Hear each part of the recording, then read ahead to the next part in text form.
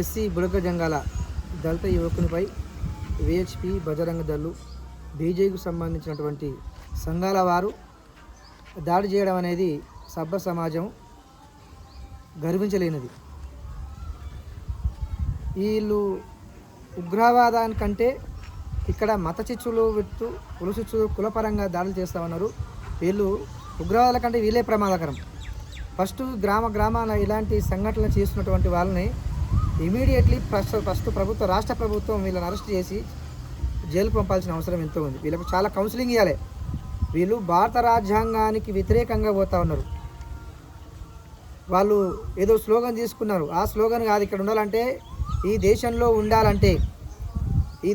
ఉండాలంటే భారత రాజ్యాంగాన్ని గౌరవించి భారత రాజ్యాంగానికి కట్టుబడి ఉన్నట్లు నడుచుకునే విధంగా ఉంటేనే ఈ భారతదేశంలో ఎవరైనా ప్రతి ఒక్కరికి ఇక్కడ అవకాశం ఉంది. భారత రాజ్యాంగం గీత దాటి ఈ విధమైనటువంటి చర్యలకు పాల్పడితే వాళ్ళు ఉగ్రవాదుల కంటే ప్రమాదకరం. కనుక ఒక మతి స్థిమితం లేనటువంటి వ్యక్తిపై, ఒక యువకుడిపై ఒక 20 మంది గుండాలు అల్లరి మూకలు కలిసి విచక్షణ రహితంగా అతన్ని కొట్టి బట్టలు విప్పి డ్రాయర్ మీద ఊరేగించుకుంటూ అతన్ని కొట్టడం అనేది అది సభ్య సమాజం సిగ్గుతో తలవంచుకున్న మధ్య చర్య అది. కాబట్టి మీరు చేసినటువంటి చర్య వలన మీరు ఏం సమాధానం చెప్తా అనుకుంటుంది సమాజానికి అంటే, అందులో నాకు తెలిసిన విషయం కొంతమంది టీచర్లు, రిటైర్ అయిన టీచర్లు ఉన్నారని, కొంతమంది చదువుకున్న వ్యక్తులు ఉన్నారని. అంటే ఈ దేశానికి మీరు ఇచ్చే సందేశం ఏమిటి? ఈ దేశంలో ఉన్నటువంటి ప్రజలందరూ సమానత్వంగా లేరనుకుంటున్నారా? లేకపోతే ఈ దేశంలో ఉన్నటువంటి వాళ్ళకి మొసముచ్చుకు రూతికి మొత్తం ఈ దేశాన్ని అల్లకొల్లం చేయాలనుకుంటున్నారా? ఇక్కడ నేను ఒక్కడే చెప్తున్నా మీ అందరికీ, మీరు ఉండేటటువంటి మీ కులస్తులు ఉండేటటువంటి వాళ్ళు కొంతమంది ఉండొచ్చు. ఈ దేశంలో నివసిస్తున్నటువంటి మూల జాతులైనటువంటి ఎస్సీలకు పెద్ద సమస్య కాదు. వీళ్ళను గుడ్డలు కోసేటోళ్ళు వీళ్ళు. మీ గొంతులు కోవడానికి ఒక సమస్య కాదు.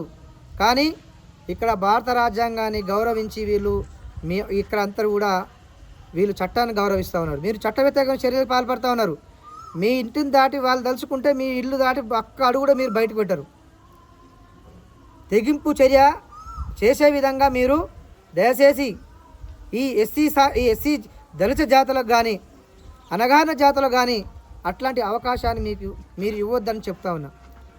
వాళ్ళందరితో సమానత్వంగా మెలగండి, సఖ్యతగా ఉండండి, దేశాన్ని గౌరవించాలి, దేశ ప్రజలను గౌరవించాలి, దేశంలో ఉన్నటువంటి మతాలను గౌరవించాలి, చట్టాలను గౌరవించాలి. చట్టం మీ చుట్టం కాదు, అందరికి సమానమే. కనుక ఎవరైతే ఈ దాడికి పాల్పడ్డ వ్యక్తులను కూడా ఏమాత్రం ఒకవేళ ఈ దేశంలో మతోన్మాదాన్ని మోస్తున్నటువంటి బండి సంజయ్ లాంటి వారి గారు కానీ, లేకపోతే అగ్రకుల నాయకులు సంబంధించినటువంటి ఆ పార్టీలో ఉన్న నాయకులు కానీ పోలీసులకు ఫోన్ చేసో లేకపోతే వాళ్ళ పేర్లు తీసేవనో ఇట్లాంటి చర్యలకు వాళ్ళు పాల్పడుతున్నట్టే వీళ్ళతో పాటు వాళ్ళు కూడా విజ్ఞత కోల్పోయినట్టే. ఇట్లాంటి వాళ్ళకు ఒత్తాసు కూడా పలకడం అనేది కూడా చేయవద్దు. అట్లాంటి ఉదంతాలు కూడా వస్తూ ఉన్నాయి. బీజేపీ నాయకులు కూడా ఇట్లాంటి చర్యలు కూడా పాల్పడుతున్నారని, వాళ్ళకు మద్దతు పలుకుతున్నారని, వాళ్ళని అరెస్ట్ చేయదని చెప్పేసి కొన్ని వార్తలు వస్తూ ఉన్నాయి. ఇట్లాంటివి ఉంటే మీరు మానుకోవాల్సిన అవసరం ఉంది. తెలంగాణ ప్రభుత్వం వెంటనే ఇట్లాంటి అల్లరి మూకలను కఠినంగా శిక్షించి ఎవరైతే ఆ వీడియోలో కనిపిస్తున్నటువంటి వాళ్ళు ఉన్నారో వాళ్ళందరినీ కూడా ఎక్కడ దాక్కున్నా పట్టుకొచ్చి వాళ్ళను జైలుకి తరలించాలి. నిష్పక్షపాతంగా ఈ కేసును విచారించి నిందితులకు అందరూ కూడా ఎస్సీ ఎస్టీ చట్టంతో పాటు భారత చట్టాలతో పాటు కూడా వాళ్ళందరినీ శిక్షించాలి. ఈ బాధితురాలు చెప్తా ఉన్నది, ఆమె ఈరోజు అత్యంత పేదరికంలో ఉన్నారు. చదువుకోలేని పరిస్థితుల, బిడ్డను చదువుకోలేని పరిస్థితుల, కొడుకును కూడా చదువుకోలేని పరిస్థితుల, ఇల్లు లేదు ఆమెకు జీవన వృత్తి లేదు. కనుక రాష్ట్ర ప్రభుత్వం వెంటనే సంప్రదించి సోషల్ వెల్ఫేర్ ద్వారా ప్రభుత్వము ఈమెకు ఇల్లు కట్టించాల్సిన అవసరం ఉంది. ఆమెకు ఉపాధి కూడా కేటాయించాల్సిన అవసరం ఉంది. కనుక వారి కుటుంబానికి జరిగిన నష్టానికి వారి పరువు ప్రతిష్టకు కూడా రాష్ట్ర ప్రభుత్వమే దీన్ని చర్యగా తీసుకొని అల్లరు మూకల పైన కూడా చట్టపరమైన చర్యలు తీసుకొని ఈమెకు న్యాయం చేయాలని చెప్పేసి మేము హైకోర్టు నుంచి ఇక్కడ దగ్గరకు వచ్చినాం. ఒకవేళ మీరు కనుక ఆ అల్లరి మూకలను అరెస్ట్ చేయకపోతే మాత్రం దీన్ని రాష్ట్ర వ్యాప్తంగా దేశవ్యాప్తంగా ఉధృతం చేస్తాం. అవసరమైతే దాడికి ప్రతిదాడి చేసేందుకు కూడా దేశ ప్రజలు కానీ మా ఎస్సీ ప్రజలు కానీ సిద్ధంగా ఉన్నారనే సంకేతంగా నేను చెప్తున్నా. ఇంకా చేతులు ముడుచుకొని ఉంచే పరిస్థితి లేదు.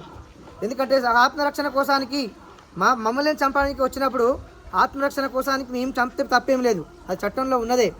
కాబట్టి ఆత్మరక్షణ కోసానికి మేము కూడా ఆయుధాలు పట్టాల్సిన అవసరం ఉంటుంది, మేము కూడా కర్రలు పట్టాల్సిన అవసరం ఉంటుంది, ఏదైనా పట్టుకోవాల్సిన అవసరం ఉంటుంది.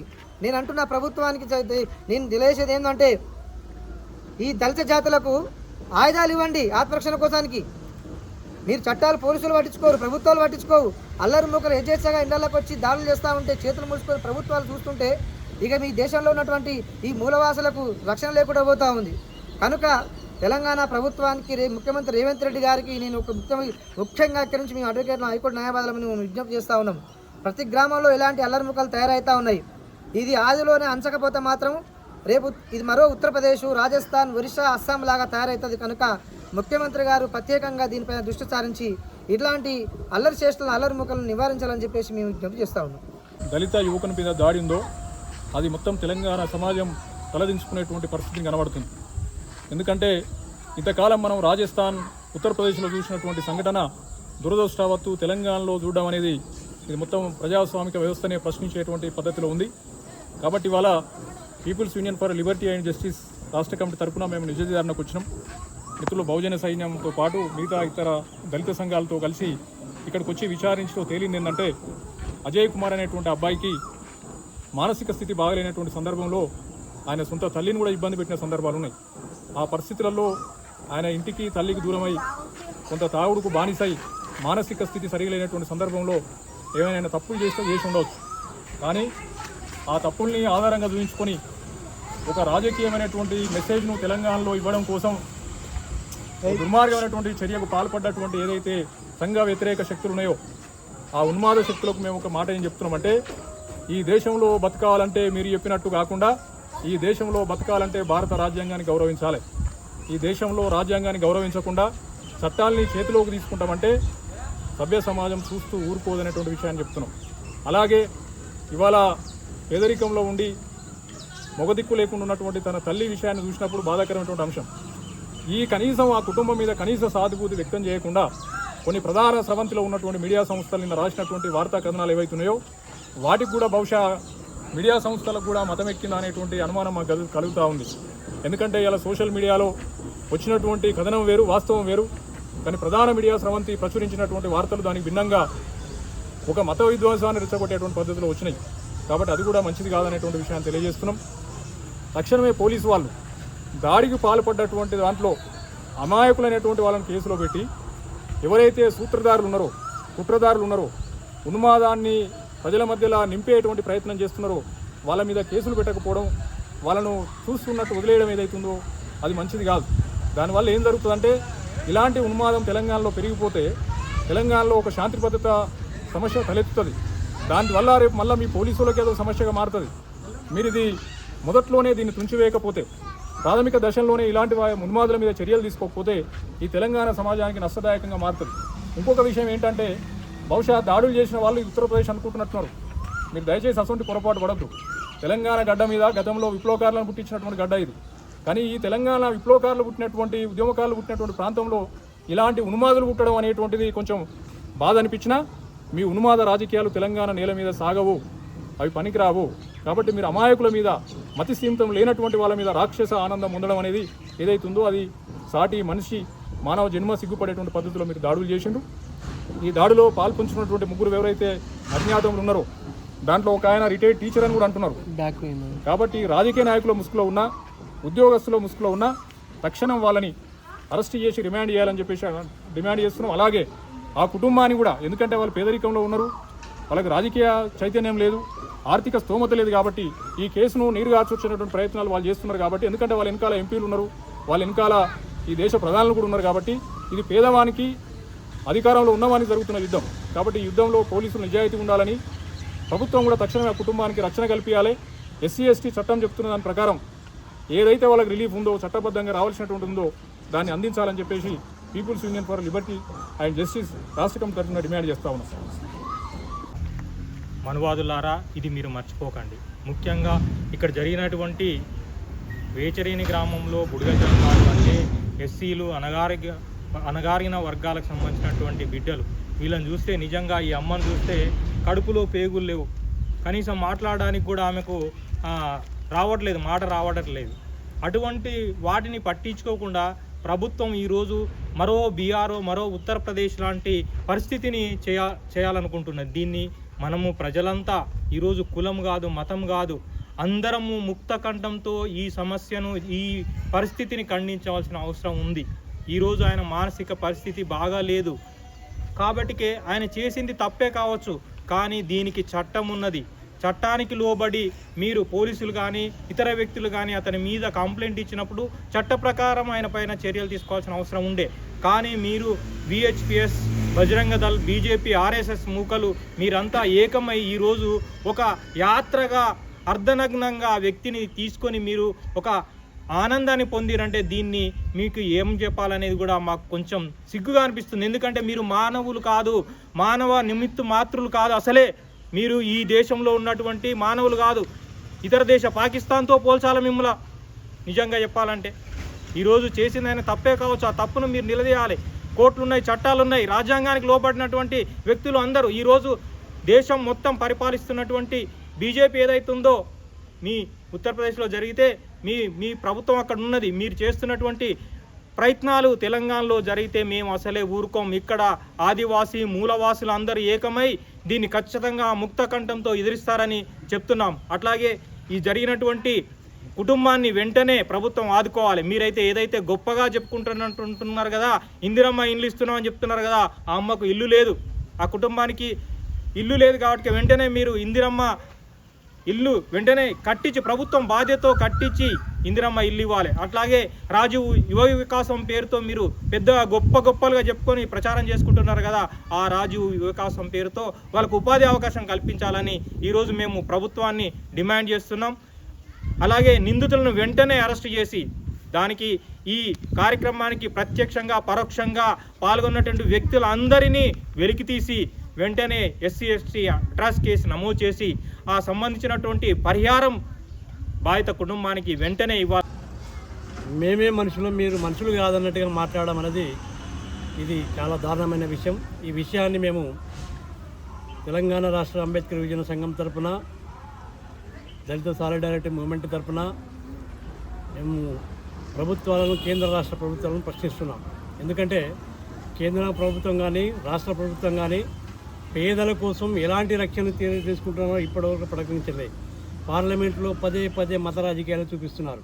అసెంబ్లీలో కూడా ఇప్పటివరకు పేదల పక్షాన ఎలాంటి రక్షణ చర్యలు తీసుకుంటున్నారు. ఇప్పటివరకు జరిగిన దాడులలో ఎలాంటి నిజ నిర్ధారణ చేసి దోషులను శిక్షించాలని కూడా చూపెట్టట్లేదు. కాబట్టి ప్రభుత్వాలు నిర్లక్ష్యం వహిస్తున్నాయి. కాబట్టి ఇలాంటి మూకలు, అల్లరి మూకలు పేద ప్రజలపైన దాడులు చేస్తున్నాయి. ఈ దాడులను ఆపడానికి ప్రభుత్వం ఇప్పటికైనా ముందుకు రాకపోతే, చర్యలు తీసుకోకపోతే ప్రజలు తిరగబడి పాలకులను తరిమి కొట్టాల్సిన పరిస్థితి వస్తుంది. కాబట్టి ఇప్పటికైనా పాలకులు గుర్తించాలని డిమాండ్ చేస్తున్నాం. అలాగే ఇప్పుడు నిన్న మొన్న జరిగిన దాడిలో ఈ మహిళ తన కొడుకుకు ఆయనకు మతి స్థిమితం లేదు. అలాంటి వ్యక్తి కొంత తాగుతాడు. తాగి ఆ స్థిమితం లేని మనిషి, తాగి ఉన్న మనిషిని ఆయన ఏం చేస్తాడో తెలియదు. అలాంటి మనిషిని కొంతమంది మూకలు వాళ్ళందరూ కలిసి మమ్మల్ని ఇట్లా ఇబ్బంది పెట్టాడు, మా దేవుడిని ఇబ్బంది పెట్టాడంటే, ఫస్ట్ దేవుడి కంటే మొదలు మనిషి ఏదైనా తప్పు చేస్తే వాడిని ప్రశ్నించాలి, వాడిని మాట్లాడాలి, వాడిని మార్చాలి. వాడి మీద నువ్వు దాడి చేయడం అనేది చట్టాన్ని నువ్వు చేతిలో తీసుకోవడమే. నీకు ఆ హక్కు లేదు. ప్రభుత్వం నీకు ఆ హక్కు ఎవరికి కల్పించలేదు. కాబట్టి ఇప్పటికైనా చట్టాన్ని ఎవరైతే చేతిలో తీసుకుంటారో సుమోటోగా కేసులు నమోదు చేయాలని డిమాండ్ చేస్తున్నాం. ఎవరు ఫిర్యాదు చేసినా చేయకున్నా కేసులు సుమోటోగా ప్రభుత్వం నమోదు చేయాలా? ఇప్పటి వరకు ఎక్కడ కేసులు సుమోటోగా ప్రభుత్వాలు నమోదు చేస్తలేవు.